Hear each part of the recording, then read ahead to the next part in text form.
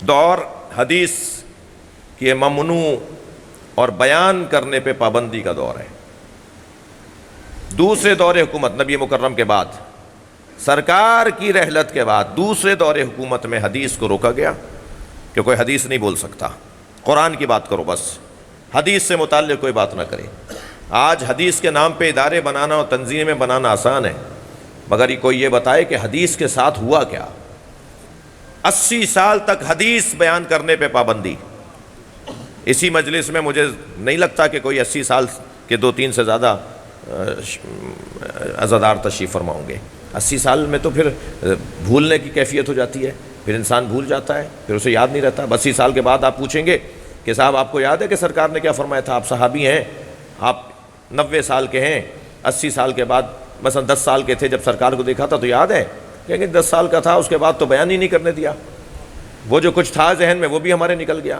کتنا بڑا تاریخی اعتبار سے مسلمانوں کے ساتھ ظلم ہوا ہے، اسے بیان کر دیں تو مسائل کھڑے ہو جاتے ہیں، اس کی تفصیل میں چلے جائیں تو پریشانیاں بڑھنا شروع ہو جاتی ہیں۔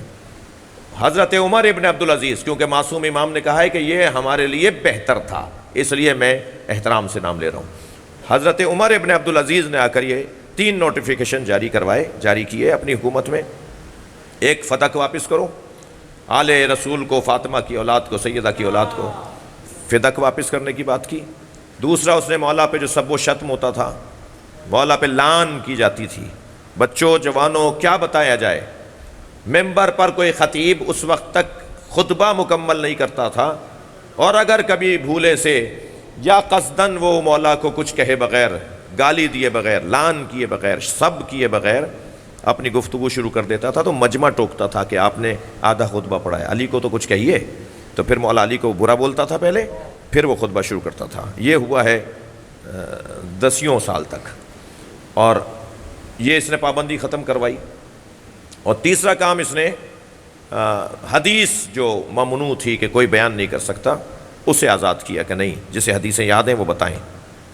اب ظاہر ہے اتنی مدت کے بعد کیا رہا ہوگا، مگر میں اپنے مضمون پر ہوں، مگر امام اسے کہتے ہیں جو حالات سے متاثر نہ ہوتا ہو بلکہ حالات کو متاثر کرتا ہو۔ میں اور آپ جس دروازے کے مرید ہیں نا، وہ حالات سے متاثر ہونے والے لوگ نہیں ہیں بلکہ حالات کو اپنے حق میں تبدیل کرنا جانتے ہیں، یہی ان کی امامت کا ایک حصہ ہے۔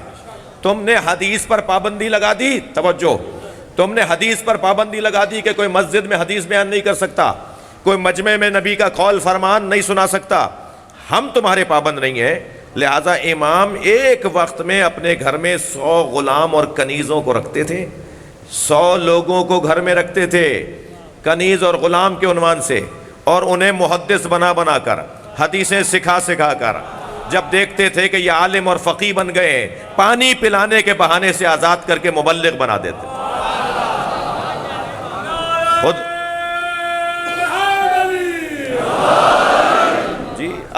70 کنیزیں، 30 غلام ہیں، بستر اپنا خود پھیلاتے ہیں، بستر اپنا خود سمیٹتے ہیں، اپنے ذاتی کام خود کرتے ہیں، پھر اتنی بڑی تعداد میں غلاموں اور کنیزوں کا کیا سبب؟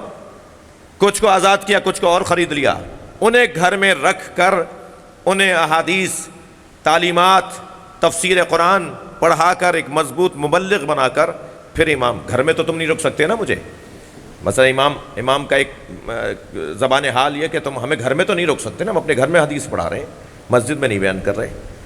اتنا برا حال تھا کہ امام نسائی کو صرف حدیث بیان کرنے پر لات مکے مارے گئے، ڈنڈے گھوسے مارے گئے کہ امام نسائی زخموں کی تاب نہ لا کر چند دنوں بعد ہی شہید ہو گئے۔ امام نسائی، سنن نسائی والے امام نسائی، وہ شہید راہ ولایت علی ہیں، کیونکہ انہوں نے من کنت مولا فہذا علی مولا، یہ حدیث مسجد میں صحیح السند کہہ کر بیان کی تھی۔